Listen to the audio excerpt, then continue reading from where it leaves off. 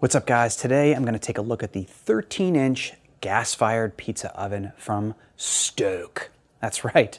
The pizza lists for $345.99 on their website. Comes with a 365-day trial, a lifetime warranty, and an accessory bundle that includes a pizza peel, a pizza cutter, and a cover for your oven that doubles as a travel case. It's got a little handle on top so you can take it with you when you go camping or when you go traveling.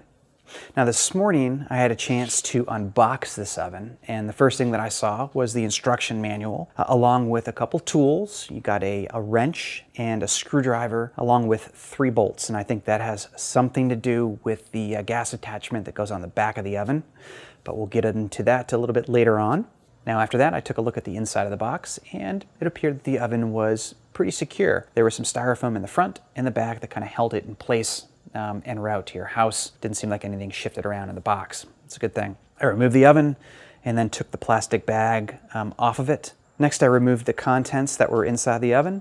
I opened up the boxes and I found the gas attachment for the back of the oven, along with the regulator, of course, and a thermometer that seems to mount on the top of the oven and measures the ambient temperature inside while you're baking. Next, just check the fit and finish of the oven itself. Just ran my fingers around the inside and the outside of it to make sure there was no sharp edges of metal that you cut yourself on. I didn't find anything like that, so that's good. The oven appears to be riveted, so the outer shell is riveted to the inner shell of the oven. There's a giant heat shield on the inside of the oven that probably protects the pizza from the flame. It's pretty tall. Also, there's a stainless steel shelf in there. That might be aluminum, I'm not sure.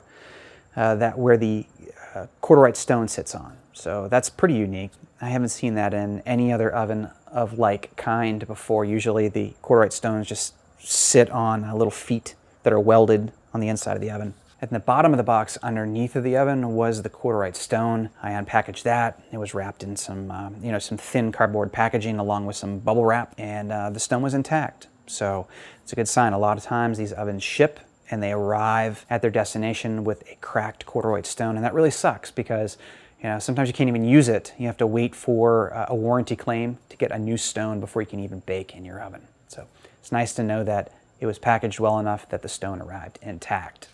All right, now it's time to assemble. The first thing I did was install the thermometer on the top of the oven. Now just a little disclaimer here. I'm not really so concerned with the ambient temperature of the oven as I am with the stone temp of the oven. If the stone temp is where I want it to be, then the ambient temp is going to be where I want it to be. Still, I installed the thermometer, and it just mounts with a bolt that goes on the inside of the oven. The thermometer sits on the outside of the oven. And then the wrench that was with the instruction manual, that's to tighten the bolt to the thermometer itself. So there's that. Next, I just flipped the oven around so the backside was exposed, and then I installed the 3 bolts one at a time. Pretty obvious where they go. I didn't fasten them all the way in. I just went about halfway, okay? And then I took the gas regulator and I just hung it on the bolts. Then I securely fastened the bolts after hanging the gas regulator. It's a pretty easy process. It only took about a minute, and it's secured really well. It's nice and tight and flush against the back of the oven. Next, I went ahead and extended the feet on the bottom of the oven. There's 4 of them. That's a little different from the Coda. There's 3 on the Coda, 4 in this oven. Kind of like that, actually. Just seems a little bit more sturdy. Once those legs were extended, I went ahead and slid the corduroy stone into the oven on that metal shelf that's in there. After that, I went ahead and installed the propane line with the regulator. There's a little plastic cap on the gas attachment. You just pop that off and then screw on the propane line. I would definitely recommend grabbing a wrench and just going a little past hand tight, just to make sure that there's no leaking going on back there while you're baking. Pretty important, I think. After that, I just connected a propane tank to the regulator, turned the tank on, and on the back of the oven is a dial. You just turn that and you hear gas, turn a little bit more and you'll hear a click, and the oven should fire right up. It did on the first try for me. This pizza oven's been preheating for just over an hour, okay? And the funny thing is, I can't get the stone over about 600 degrees Fahrenheit, which just is not hot enough to cook the base of the pizza before the top is ready to go. But the oven's fired up. I've got my ingredients prepped, so let's just bake a pizza and see how it turns out. All right, dough, sauce, and cheese. Now I'm going to top this pizza with some things that might drive some of you guys a bit nuts. Roasted pineapple, roasted jalapeno, and bacon. All right, so with this pineapple, don't go too crazy with it, or else then the pizza becomes overly sweet. You just want some pieces here and there, maybe a piece or two of pineapple per slice. Okay, and I roasted this this pineapple in the bacon fat. After I cooked the bacon, I roasted the pineapple in the same pan. Okay, I'm going to do some bacon. This is hickory smoked bacon. Now I put a little bit more of this on than I did the pineapple, just because I want some more, you know, smoky, savory notes than I do sweet. And then the roasted jalapeno. Now these guys are pretty spicy. Some jalapenos are pretty mild. These ones got quite a bit of a kick. I roasted them too, pan roasted, and then just sliced them up, got rid of the seeds. So we're gonna go a little light there. That's good. Perfect. My dough is too big for the peel. Yep. Good enough.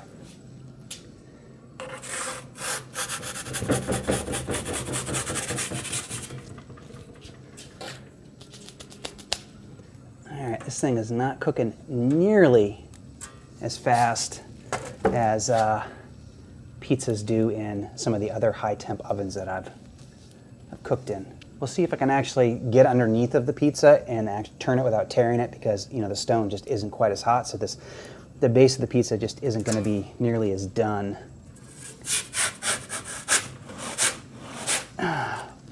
Yeah, see, I toasted the back.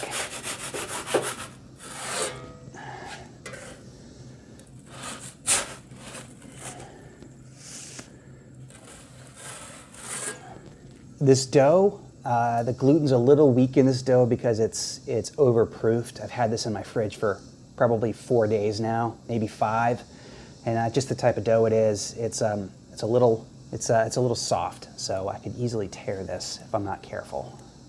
Let's see here. So we're easily going on over 2 minutes here on this bake.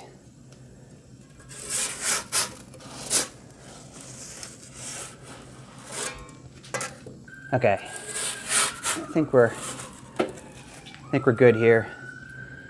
So there's the bake. You guys see that? Top is done. All of the outer crust is brown. Kind of scorched this little part right here, a couple inches on the side. Let's take a look at the final product over here. All right, guys. As I had said, the bottom of this pizza is just very, very underbaked, borderline raw. I don't really know what's going on with this oven, why it's not heating properly, but I can kind of speculate on a few design flaws that might be causing the issue. Don't know, not an engineer, this is just kind of what I'm seeing here.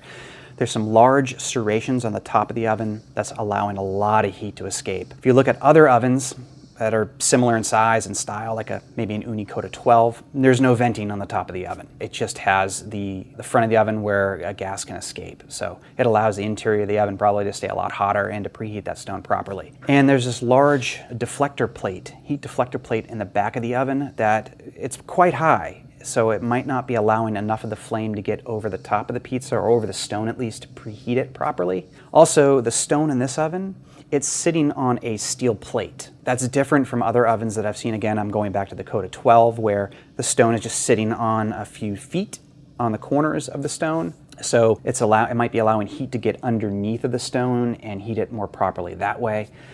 You might argue that steel has pretty high conductivity and that shouldn't really make a difference. I don't know. Just some observations here. That being said, it's a nicely built oven. The fit and finish is really nice. I just wish the stone would get hotter so I could bake this pizza properly. With that said, I'm still gonna cut into it and give it a taste.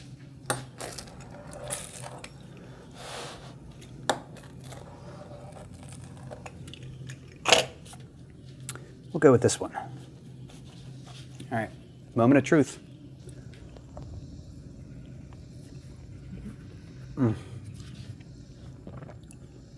Man, I love that play on sweet and savory. A little bit of heat from the jalapeno. Oh man, it really works for me. Maybe not for some, but for me, yes. If you guys like the video, please give me a thumbs up. If you got questions, hit me in a comment below. I will list the pricing and all of that stuff in the video description box, so you have that on hand if you need it, and a link to this company's site if you feel so inclined to order one of these ovens.